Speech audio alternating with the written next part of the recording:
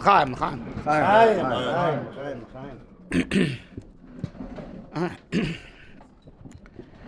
First, I want to thank Rabbi Meisner and all those, all the sponsors and all the hosts, and New York's got nothing over you guys. Right? You guys know how to do it. Even though, as Rabbi Gar says, how would you know? He lives in Far Rockaway. But under this administration, the border is porous, and I can make it to Lawrence. I can make it, and I can see how they live, and they got nothing over you. You guys know how to do it. Enough said. Echoing the thanks of all the sponsors and all the hosts, I want to thank Rabbi Alt for, inviting me in and giving me the opportunity to spend time with him and get to know you. And it doesn't have to end tomorrow. I invite you all. I have a lot of stuff up. Videos, audios, and Parshas sheets on my website, evanshasir.com. Just go there, enjoy. It's all there. For your enjoyment, and join our mailing list to get any type of notifications, new stuff posted. But there's a few hundred things posted already, so whatever. You'll keep busy for a while. So please go to the website, join the mailing list. So I want to end off with a discussion about the how originally there was a plan A for Am Yisrael to be built out of Yaakov and Eisov. What was the plan, right, and why it went wrong, and it'll shed light on our different functions as being the chosen people. We have multiple, there's multiple aspects, to what it means to be Jewish and what the mission was. But I want to throw out a few questions first. Yitzchak, so. Now look, he liked it because he was giving him meat, and that's why I love everyone here. Also, you give me very, very right. But he knew, it takes time to go out to the field, and so the time that you're hunting and preparing is not time that you're learning. Right? But more than that, when Yaakov is coming in, posing as Eisov, and Yitzchak asked Yaakov, you came pretty quick. Kikra Hashem lo kechlefonai.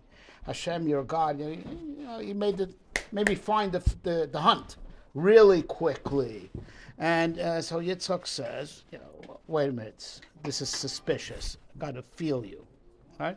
So Rashi explains, he was talking too polite. He was talking, mentioning Hashem. Eisov doesn't talk that way, right? So he knows Eisov is rough around the edges, right? He knows that. But here's the problem. So he feels, the hairy arms. So, okay. Hakol kol Yaakov, yadayim yedei Eisov. That's good. Now it all right, the whole thing, what triggered him was, hey, man, he's talking like Yaakov, right? That didn't go away, right? So after he feels him, no problem. I'll call Yaakov Yadayim Eisov. That's not suspicious, right? The original thing that triggered his suspicion is still there, right? What's he thinking? So now, so Yaakov gets the brachas. Now, before Yaakov goes off to the house of Lavan at the end of the parsha, so he goes into Yitzchak. And Yitzchak Avinu gives him some really big brachas that weren't included in the original package. He made him, He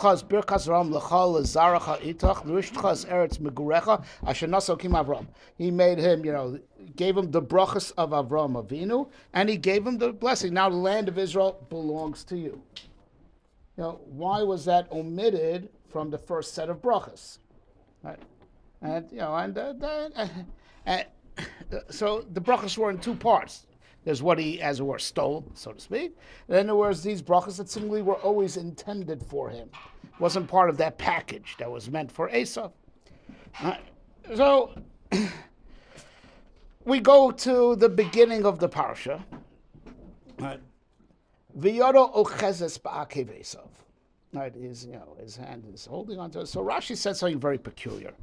Right, so B'dinai Rotzakvot, there was like a, as it were, Yaakov felt justified in doing this. Right, he tried to hold him in because Yaakov was conceived first, and Eisov was conceived last. And Rashi says, imagine a thin neck bottle, LIFO, right? Is that they still use that term in accounting, right? Last in, first out, right? Right. So Yaakov was conceived first, and got it, and Eisov conceived second. So Yaakov, as it were, is kind of like the Bechor, but he also has to be the first one out of the womb, so he wants to hold him back. None of this makes sense, you realize, right? If according to what Rashi say, that being conceived first, if the one who comes out second is the real Bechor, right? So he doesn't have to come out of the womb first. So he's got to come out of the womb. Just like he was conceived first, he should come out of the womb first, right? If being conceived first means, which it doesn't, as far as we know in halacha, that means nothing. It's all totally in peta rechem. The one who comes out of the womb first. So what's there? But he was conceived first. So what? So what? Right? It should be the halacha that anytime twins are born, the second one is the bechor, right? Because he must have been conceived first, and that's not the halacha. So what is this talk? But he was conceived first, and he wanted, just like he was rishon liyitzira, he should also be poteres rachma, just like I was the bechor there. I want to be the bechor who comes out of the womb. It all goes by who comes out of the womb first. So what is this issue that he was conceived first? Well, what is the value in that? What is the meaning in that? And by Rashi's own admission, it really doesn't mean anything. That's why he had to come out of the womb first. Right? So now let's go back to the beginning. I'm talking about like Adam Arishon. Right? So in the second account of the creation of Adam, it says Vayitzer. Hashem kimas Adam off from an Adama. HaKadosh Hu fashioned the man from dust from the earth. Vayitzer is with two yuds. Vayitzer. So Rashi says something very interesting. Vayitzer shtei yitziros. Man has two forms, right?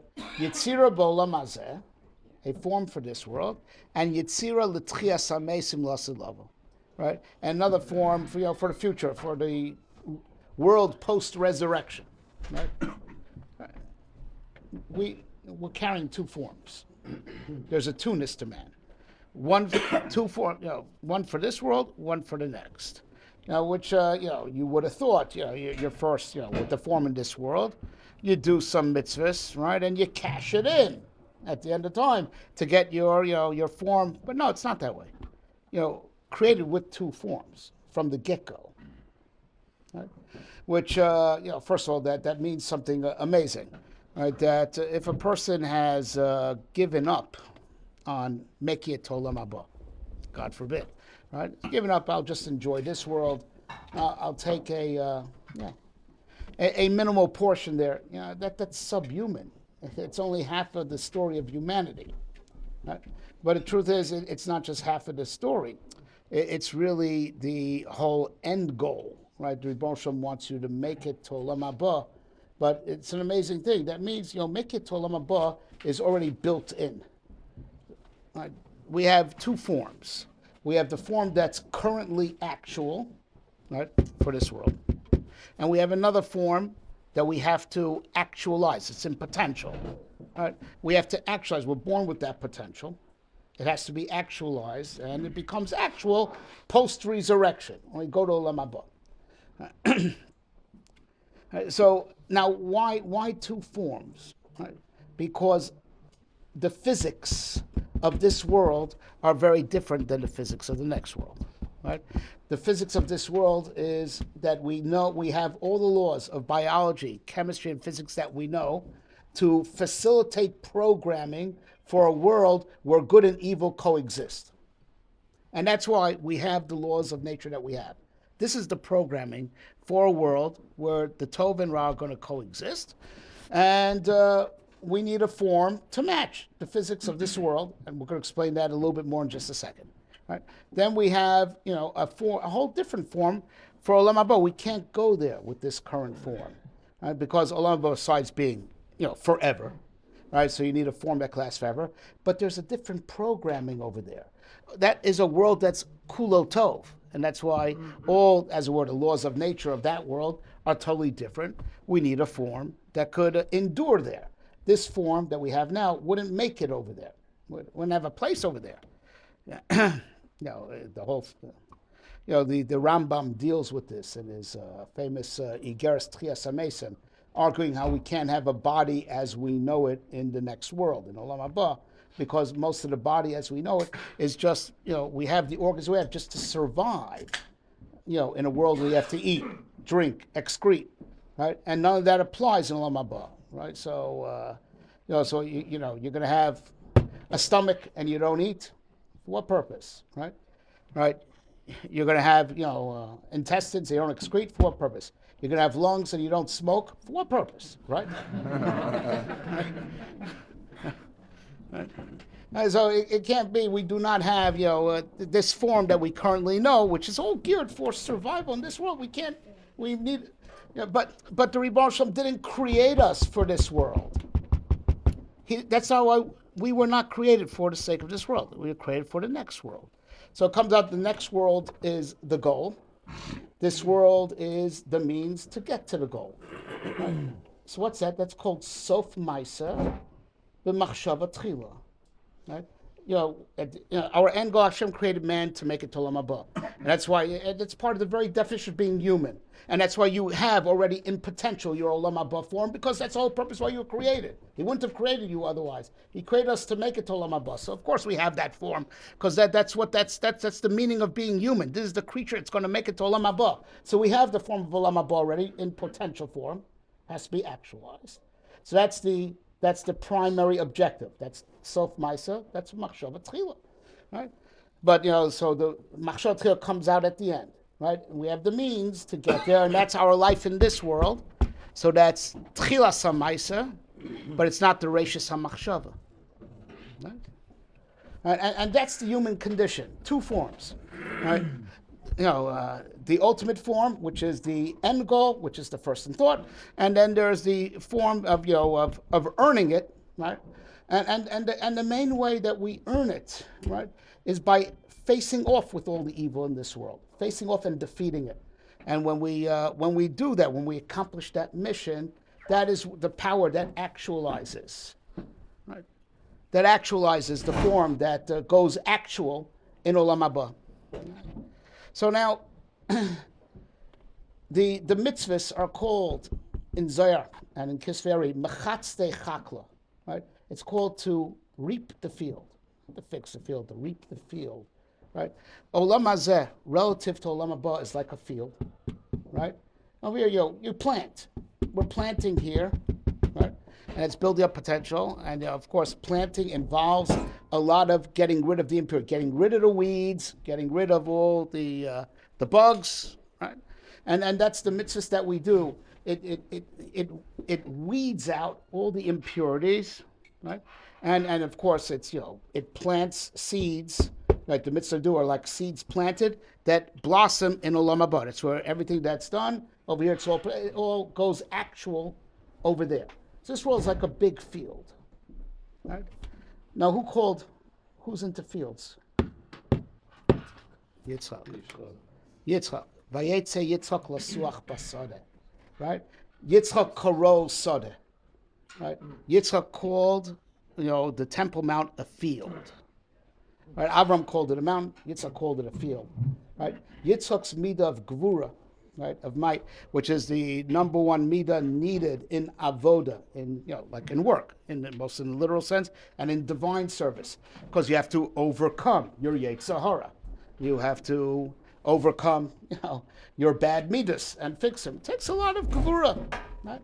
And indeed, Avraham Avinu is Gemilas Chasadim. The world stands on three pillars: Torah, Avodah, Gemilas Chasadim. So the verse say, Torah is Yaakov, and we'll get back to that in a second. Avodah is Yitzchak, right? His midah of gevura of Avodah, right? And then there's Avraham Avinu, Gemilas Chasadim, kindness. Right? Yitzchak Avinu is very, very, in touch with the idea, because his midah is the midah that's primary in avoda, which is what life in this world is all about. So, Eisov is ish tzayid, ish sadeh, a man who hunts, a man of the field. Now, Yitzchak is not blind. Yitzchak Avinu sees his reflection in Eisov, right? right? And then when he gives the brachas, or he's willing to give the brachas. Re'eh reich b'ni kareach hasodeh asher bercho Hashem. Right? He has the beautiful smell of the field that Hashem blessed him with. Rashi says it's like a reich of Gan Eden, reich of tapuchim, but it's a reich hasodeh asher bercho Hashem. Right? The twinship between Yaakov and Eisov, which was to come and finalize the process initiated by Avraham Avinu, right? We spoke about the creation of Adam, who was, created by God himself, right? Wasn't a Chinese import. This was really made by God himself, right? Right. The real thing, right? Two forms. But, Adam fell from grace. He lost, the full power of these forms when he ate from the Eitz Hadas. The mission of Yaakov is to rebuild. And that's why, by no coincidence, in Mars Machpelah, there are 4 couples buried. Adam and Chava, then Abraham and Sarah, Yitzchak and Rivka, Yaakov and Leah, because they are coming to rebuild everything that Adam was. Besod Atem Kurim Adam. But it was a process that got finalized with Yaakov, Yaakov's generation, I should say. Right? It took 3 of us to rebuild everything that Adam was, and that's what the Gemara says in Bava Metzia. Shufrei de Yaakov means Shufrei de Adam Arishan. Right? Yaakov was beautiful like Adam was. Right? And Dmus Yaakov Chakuka B'Kisei, the face of Yaakov is engraved in the divine throne, as where Adam was, Yaakov re-attained, right, the glory that was Adam Rishon, and that's when the Jewish people start. 3 called Avos, then we graduate to Shvatim, now tribes. We start becoming Jewish people because the process that started with Avram, finalized with Yaakov's generation of re-attaining the Tzelem has been achieved, and now we can make a nation out of this rebuilt Tzelem. We got back to what Adam was. Right? The secret of the twinship of Yaakov and Eisov was they were supposed to represent the Shtei Yetziros of Adam Arishan, Adam's 2 forms. Right? They were supposed to be Adam's 2 forms. Right? So Eisov, we explained. Right? Eisov is the Ish Sadeh. And Eisov, indeed, what was going to be one of his roles? He's going to be the Kohen. Right? That was the birthright that Yaakov bought, the Kahuna. The Kahuna is only in this world. Right? We don't do korbanos in the next world. We don't do any mitzvahs in the next world. It's mocher lekabel scharim. Right? That is the avoda that's done here. Right? Right? The kahuna and the malchus and all these things that are all to the opportunity to serve God from within this world. Right?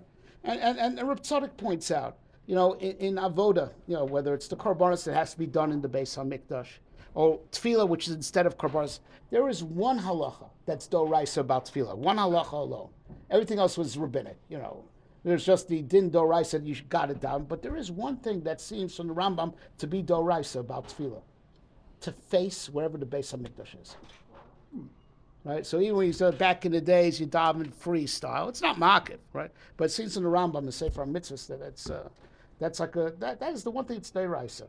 And Reb Tzadok explains, because in this world, like we said, good and evil coexist. So divine service is to turn away from evil, turn your back on the evil, and face God. And that's only an opportunity you have in this world, because in the next world, God is everywhere. There's no good and evil coexisting. Right?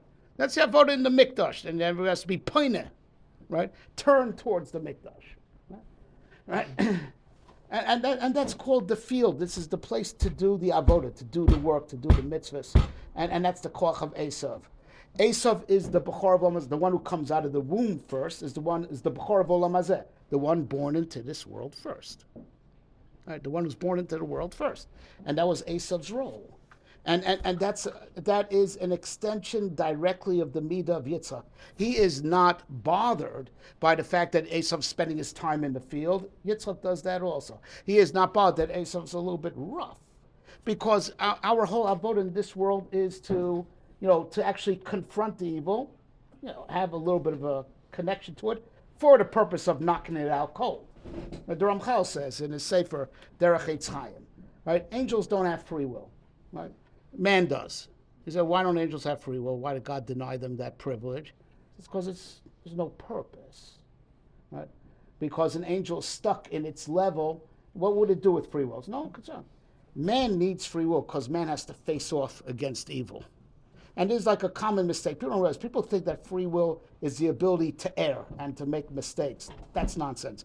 Angels make mistakes all the time, right? But here's the thing: you give an angel a Yetzer Hara, he's toast, because there's that free. It was tried. It was an experiment. Azar and Azael, the fallen angels, they don't have the power of free will to overcome. It's the opposite of what people think. Bechira is the koach to be misgaber, go against all the Yetzer Hara, all of your bad midas. Nothing can stop you. It's Gvura, the power to overcome.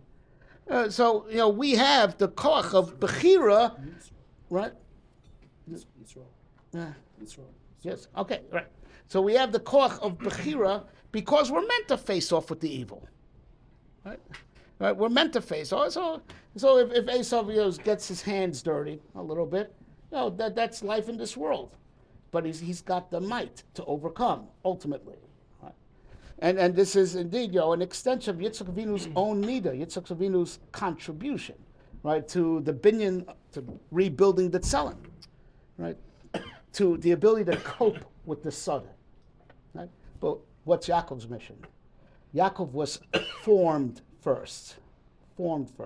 So now, in Lashon HaKodesh, actually, just like in English, to be conceived first, hiroyon, Lashon hiro, thought. And even in English, concept, right? Yaakov Avinu's form was Yaakov Avinu was going to be the keeper of our form of Olam Haba, right? But that's also built into us, right? That's what it means. He was conceived first. He's the Reishis HaMachshava. That's the Sof HaMaisa. Yaakov is not in the field. Yaakov just learns Torah, right? Yaakov was not meant to be the Kohen. He only learns Torah, because that's the big difference. Mitzvahs is only in this world, but Torah we have in the next world also. You got to start acquiring a taste for it, because it's all you're going to be doing all day, right? Right. So the Torah, Torah is that is the v'nen miziv hashchina, right? Mitzvahs is a unique opportunity only in this world, only in body, only in this world. Right? But Yaakov was ish tam yoshev ohalim. He was just purely with the Torah. In a relative sense, the Kohanim are compared to angels, right?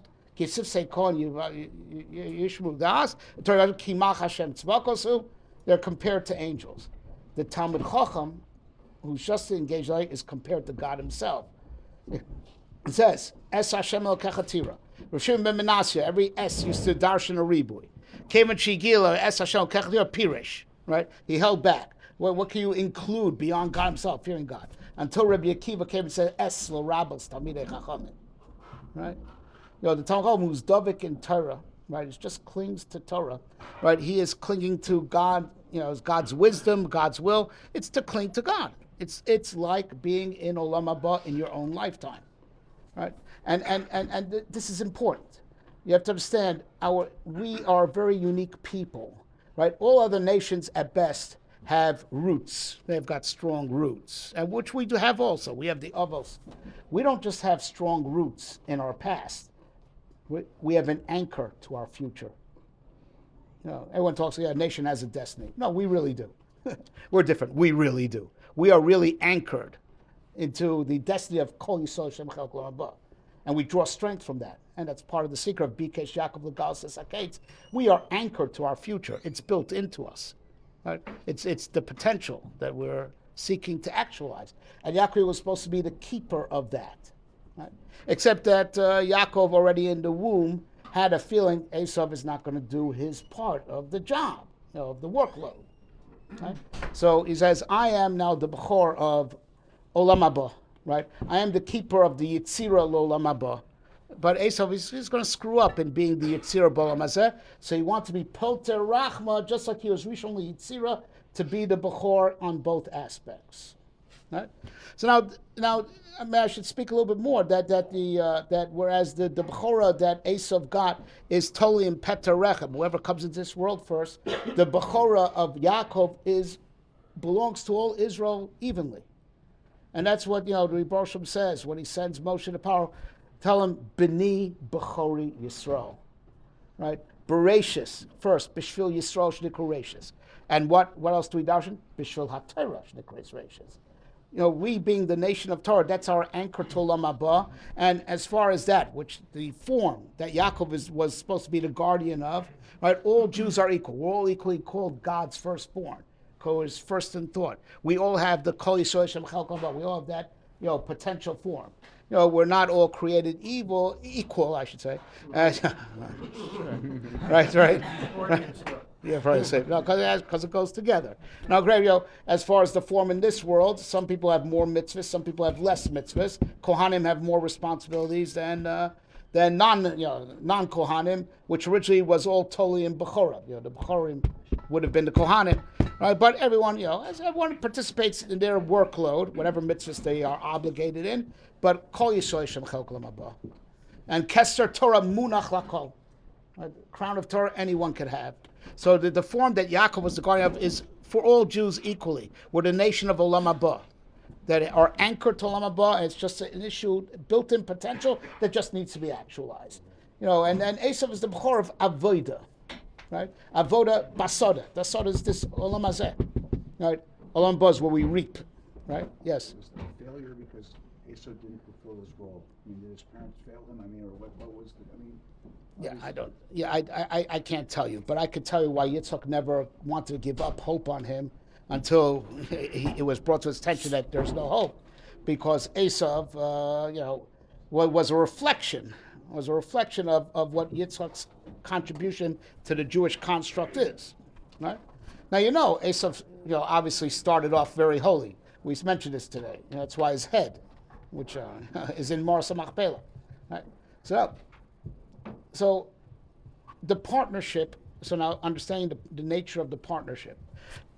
Yaakov was always supposed to be, as it were, the Talmud Chacham, the big theologian that sets the tone, right? So now let's talk about tone for a second. What's the difference between tone and speech? Right? So, it's bizarre, that the tone is, the musical movement is called, or the trop is called ta'amim, like my timer, reason. As Nefesh Chaim gives a good, in Shar Beis, gives a very good much to understand this, right? It's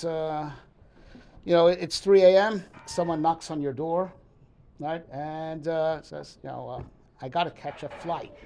And I need a coffee, and I got no milk. And can you give me some milk? So now, and you say, my life was not complete. I could not go to sleep tonight. I was just waiting for someone to knock on my door and ask for a cup of milk, right? And thank God you're here, right? And now I feel like I'm a complete person, right? The next day, he knocks on the door at 3 a.m. You said it makes you complete, so I'm back, right? No, so that's the point. As Nefesh Chaim points out, the words could be diplomatic words, but you know what a person's really thinking by the tone of his voice. And, right? The tone tells you what's really in the heart. That's the my timer. That's what, what are you really thinking, right? And in that way, also, a tone could convey, something that would take many, many words to describe, like how this guy's dead meat, right? This, right. The tone of voice, right, is and there's a lot to say about that. But so Yaakov was supposed to set the tone, right? He was supposed to be the head of the religion, right? Eisov would be the Kohen, the one who does the work, the mitzvahs, and therefore, when so you say, hey, wait, he sounds like Yaakov. Let me feel those hands, right? This is great. Hakol kol Yaakov. The partnership is working. Yaakov sets the tone. The omek hamachshava. Eisav's the one with the hands, right? The doing, the mitzvahs. I was right. Rivka was wrong, right? The model is working out, I didn't think, I just don't know. Rick was wrong. I didn't say he said that, right? But, right, but I was right. The partnership is working out. Right? Eisov's hands, Yaakov's voice, setting the tone, setting the headspace. Right? It's working out. So then it comes out that the whole thing was really Yaakov, and Yitzchak has to make peace, right, with the fact that Eisov is out of the fold. So the brachas that Yaakov Avinu gets before he goes to the house of Lavan, those were always meant for Yaakov. Because what were the brachas that he, as it were, stole from Eisov? Mitala Shemai Shonei Eretz, brachas for this world. Plenty bountiful and a good life, a prosperous life. It was all talking about this world. That was Eisov's part. That was Eisov's part, right? The Birkas Avram, which was to be the head of the religion, right? And with that goes the land of Israel, right? That was always meant for Yaakov. That Yaakov didn't have to steal. Those brachas that Yaakov got on his way out to the house of Lavan were always intended for Yaakov. Brachas had to steal were the brachas for this world, right? But now that since Yaakov Avinu had to buy out Eisov, he also had to marry his wife, and that's what it says. Chazal say that he confronted Leah. Why did you participate in this? All right, Lavan, I can't trust him. Right, but why did you participate? Why were you willing? He said, well, listen, didn't you walk into your father and claim to be Eisov? It's not the pshat. It was she was like hitting him back. Don't be so righteous, right? Mm-hmm. No, he's saying no. You bought out Eisov from the Jewish people. You got to marry me because Leah was his intended zivug if he would stay in the fold. Mm-hmm. You bought him out, right? You got to marry me. And have with me all the tribes that Eisov would have had with me. That's what went on. Right? So, in short, we as the Jewish people, we're carrying a double load. That was initially meant to be, the third generation would have been two forefathers for this double load. That now Yaakov has to incorporate and take all in one, and that's why he had to marry Leah in addition to Rachel, right? And that is that we have to. Fight for God in this world, with the Gevura, with the Yedei Eisov, and that's what the the Sfarim say, that Hakal Kol Yaakov Yedai Yedei Eisov, when we're light in our Torah learning, so the hands, the hands of Eisov reign, right? But if we are strong in our Torah learning, the hands of Eisov are by us, and that's called the completion, that we should be the masters of this world, because we're going to correct it, we're going to change it, and we're going to refine it, and that's our ticket to to actualize our tzelem, right? That goes actual in olam haba, but that tzelem exists already, right? It's just our potential form, this potential form needs to be fed, right? And what feeds it directly, even now, is the Torah that we learn, right? It's the Torah that we learn is not just another mitzvah to do in this world. The Torah that we learn is literally kihem chayenu v'orech yameinu, and we say orech yameinu. Chazal always makes a drasha liom shekulo oroch. The Torah that you learn is not just another mitzvah. The Torah that you learn is a taste of your olam haba. It is directly nourishing that tzelem that's currently in potential, and the experience of Torah learning. I mean, when you do it for real. Right, fully engaged. It is not just another mitzvah.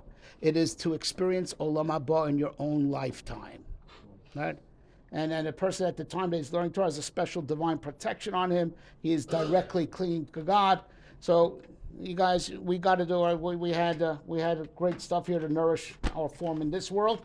Right. So, guys, tomorrow you hit the base medrash and you nourish the tzura l'olam haba l'chaim.